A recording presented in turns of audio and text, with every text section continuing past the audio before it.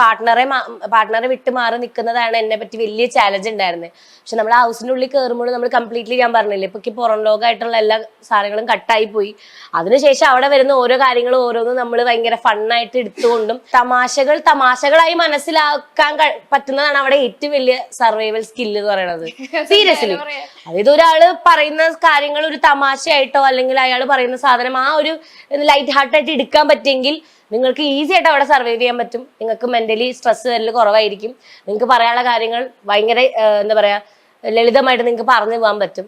അല്ലാത്ത പക്ഷം നമ്മളത് ഉള്ളിലോട്ട് എടുത്ത് നമ്മൾ പ്രഷർ കയറി നമുക്ക് ഹീറ്റ് ആയിട്ട് നമ്മൾ ഒന്നാമത് അവിടെ AC കുറവാണ്. എനിക്ക് അറിഞ്ഞോളൂ, നല്ല AC കുറവാണ്, ചൂടെടുക്കണായിരുന്നു. നല്ല തണുപ്പാണ്. അതാണ് മിത്ത്.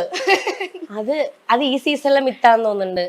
AC കുറവായിരുന്നു സത്യം പറഞ്ഞു. നാട്ടിലെങ്ങും ഇപ്പോൾ നല്ല ആലോചനകളാണ്. കല്യാണാലോചനകൾക്ക് Chavaramatrimony.com.